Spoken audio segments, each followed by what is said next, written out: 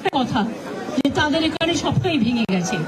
সুতরাং এটা আমি প্রশাসনকে বলবো, সঠিক উদ্যোগে যেমন রেস্কিউ অপারেশন করেছেন, সঠিক উদ্যোগে তাদের প্রশাসনিক সাহায্য তাদের হাতে তুলে দেবেন।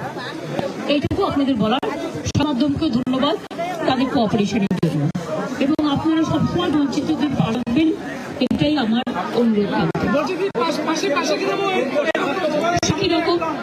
আমাদের হেলিটা যেটা এসছে কলকাতা থেকে ট্রাভেল করে এসছে, ওদের 2.5-3 ঘন্টা নষ্ট হয়ে গেছে, ওরা 3 ঘন্টা বেশি একদিনে ট্রাভেল করতে পারেনি। তবুও আমি রিস্ক নিয়ে এসেছি, তার কারণ হচ্ছে আমাকে আলিপুরদুয়ার আসতেই হতো। আমি দেখা করে গেলাম সবার সাথে। কাজে পাশের গ্রাম প্রকাশ আছে, আমাদের এমএলএ আছে সুমন, তারা সবাই মিলে দেখে নেবে। আমি কুমারগ্রামে কালকে অরূপ বিশ্বাসকে পাঠাবো একবার, কারণ কুমারগ্রামে কিছু অবশ্য ওখানে একটা রিলিফ ক্যাম্প আছে, সেটা দেখে আসবো। আপনাদের অনেক ধন্যবাদ। বলছি দিদি, কেন্দ্রীয় স্বরাষ্ট্রমন্ত্রীর সাথে আপনার ফোনে কথা হয়েছে? কেন্দ্রীয় স্বরাষ্ট্রমন্ত্রী আপনাদের বললাম, আমি কুচবিহারের মানুষকে আমার সমবেদনা জানালাম, এবং যদি কুচবিহারেও কোনো ক্ষয়ক্ষতি হয়ে থাকে সেটা কুচবিহারের তাদের পাশে দাঁড়াবে। বলছি কেন্দ্রীয় স্বরাষ্ট্র বয়োজ্যেষ্ঠরা প্রবীণ থেকে নবীন আচ্ছে দিনের নাম করে নির্বাচিত করেছিল। আমি বলবো আপনাদের কাছে দৃষ্টান্ত হওয়া উচিত যে জলপাইগুড়ি থেকে বালুরঘাট দূরত্ব হচ্ছে 300 কিলোমিটার। সুকান্ত মজুমদার পারলে কালকে রাত্রিবেলা এসে পৌঁছতে পারত না? 4 ঘন্টার তো রাস্তা, 4 থেকে 4.5 ঘন্টার তো রাস্তা। আপনি গাড়িতে পৌঁছে যেতে পারেন। ঝড় হয়েছে কটার সময়? 4:30। আপনি তো চাইলে 9টার মধ্যে পৌঁছাতে পারতেন। আর সেখানে কলকাতার দূরত্ব জলপাইগুড়ি থেকে কলকাতা কালীঘাট 620 কিলোমিটার। মমতা বন্দ্যোপাধ্যায় এসে পৌঁছেছে।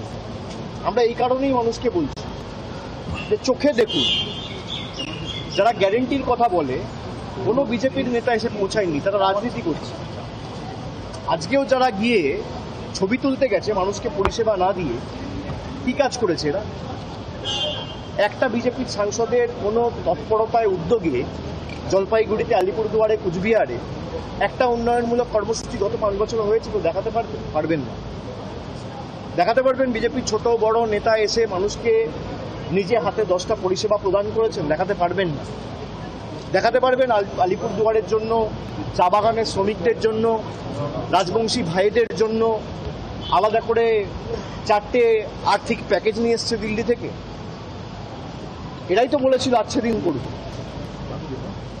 সুতরাং মানুষ আজকে উপলব্ধি করছে, এবং আমি সকলকে অনুরোধ করব যে জাতি দলমত নির্বিশেষে আগামী 48 ঘন্টা যাতে আমরা মানুষের পাশে দাঁড়াই, এবং যে কটা মানুষকে আমরা পাশে দাঁড়িয়ে তাদের এই সমস্যা থেকে তাদের সমস্যা সমাধান করতে পারি, এবং আমাদের যতটুকু সামর্থ্য সীমাবদ্ধ এখতিয়ার অনুযায়ী মাথার উপর ছাদের বা দুমুঠো খাবারের ব্যবস্থা করতে পারি, এটা আমাদের সকলকে জাতি দলমত নির্বিশেষে সুনিশ্চিত করা উচিত।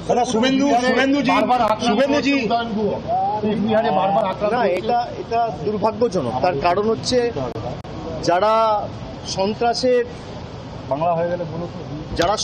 করছে এবং যারা সন্ত্রাসবাদীদের সাহায্য নিয়ে এলাকা অশান্ত করতে চাইছে, তারা প্রমাণ করছে তাদের রাজনৈতিকভাবে পায়ের তলার মাটি সরে গেছে। এবং তৃণমূল পারলে তৃণমূলও এই আক্রমণের জবাব আক্রমণ করে দিতে পারে, কিন্তু আমরা বুলেটের জবাব ব্যালটের মাধ্যমে দেবো, এবং কুচবিহারের মানুষ আগামী দিন প্রমাণ করবে যে সন্ত্রাসের দুর্বৃত্তদের এই মাটিতে কোনো জায়গা নেই।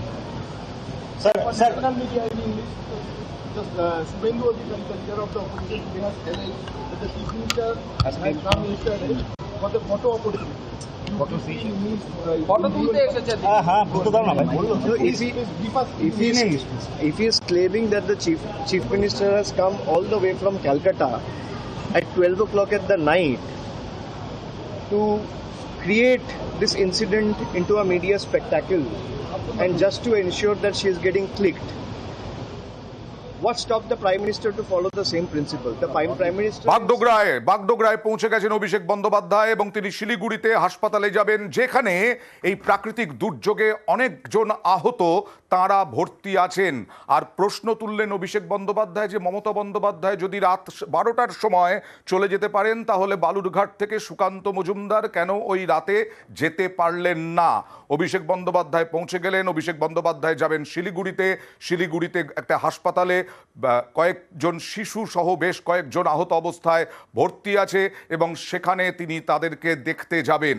রাতে কেন জলপাইগুড়ি গেলেন না সুকান্ত মজুমদার, এই নিয়েও প্রশ্ন তুললেন অভিষেক বন্দ্যোপাধ্যায় আচ্ছে দিনকে কটাক্ষ করে। আর কিছুক্ষণ আগেই আমরা দেখাচ্ছিলাম যে তপসিখাতা অর্থাৎ আলিপুর দুয়ারের একটি স্কুল, সেখানে আশ্রয় শিবির, সে আশ্রয় শিবিরে শতাধিক পরিবার তারা আশ্রয় নিয়েছে এবং তাদের সঙ্গে কথা বললেন, তাদের অভাব অভিযোগ অনুযোগ শুনলেন এবং তারপরেই কাছেই যে বিধ্বস্ত এলাকা, ঝড়ে বিধ্বস্ত, তাণ্ডব লীলা চালিয়েছে 4-5 মিনিটে ঝড়, সেই তাণ্ডব লীলার যে পরবর্তী সময়ের ছবি, সেই জায়গাগুলো ঘুরে দেখলেন মুখ্যমন্ত্রী মমতা বন্দ্যোপাধ্যায়।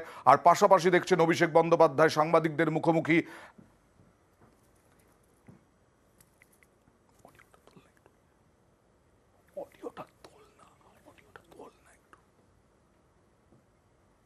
তপসিখাতায় ত্রাণ শিবিরে মুখ্যমন্ত্রী তপসিখাতায় ত্রাণ শিবিরে একদম ঘরে ঢুকে গেলেন। ত্রাণ শিবিরের ঘরে ঢুকে তিনি দেখলেন যে কীরকমভাবে খাওয়া দাওয়া কি ব্যবস্থা করা হয়েছে, এমনকি নিত্য প্রয়োজনীয় জিনিসপত্র যাতে তারা পান, এই শতাধিক পরিবারের সদস্যরা তারা যাতে, পড়ুয়ারাও যাতে বইপত্র পান সেই নির্দেশও দিলেন। একরত্তি শিশু, তাকেও ঘর ছাড়া হতে হয়েছে সেই প্রাকৃতিক দুর্যোগে, সেই শিশুকে কোলে তুলে নিলেন মুখ্যমন্ত্রী মমতা বন্দ্যোপাধ্যায়। ওদিকে শুভেন্দু অধিকারী বিরোধী দলনেতা, তিনিও বার্নিশ যে জায়গাটা যেখানে 500রও বেশি বাড়ি একেবারে ধূলিসাৎ হয়ে গেছে, একেবারে মাটিতে মিশে গেছে, সেখানেও শুভেন্দু অধিকারী গিয়েছিলেন। এরপরে হাসপাতালে যান, তাদের সঙ্গে কথা বলেন। আর গতকাল রাতেই একেবারে মুখ্যমন্ত্রী মমতা বন্দ্যোপাধ্যায় তিনি চলে যান।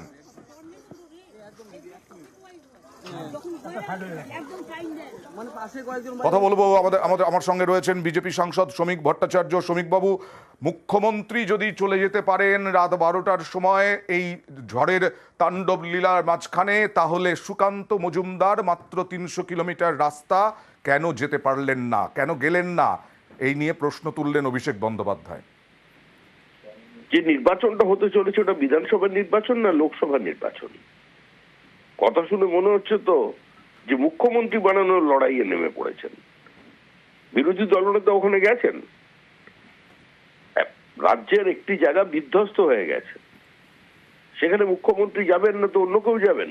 মুখ্যমন্ত্রীর দায়িত্ব সেখানে পৌঁছানোর, মুখ্যমন্ত্রীর কর্তব্য, বাধ্যবাধকতা ওখানে যাওয়ার, যেটা ছিল সন্দেশখালীতে তিনি সেখানে যাননি। এখন তিনি ঝড় বিধ্বস্ত এলাকায় গেছেন, ঠিকই করেছেন।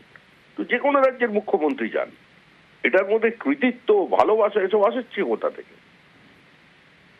তাহলে সুকান্ত মজুমদার কেন যাননি, এই প্রশ্নের উত্তর কি দেবেন?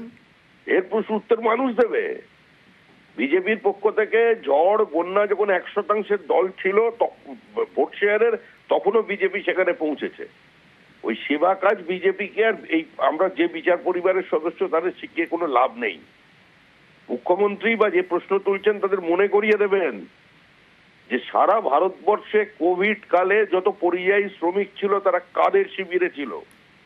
আমি আবার দায়িত্ব নিয়ে বলছি, উত্তর 24 পরগনার বসিরহাট সাব ডিভিশনের যত সংখ্যালঘু মুসলমান ভাই যারা কাজ করেন অন্ধ্রপ্রদেশে, কেরালে, তারা কাদের শিবিরে 1 বছর ছিল শিশু নিয়ে, তাদের কোনো অসুবিধা হয়নি।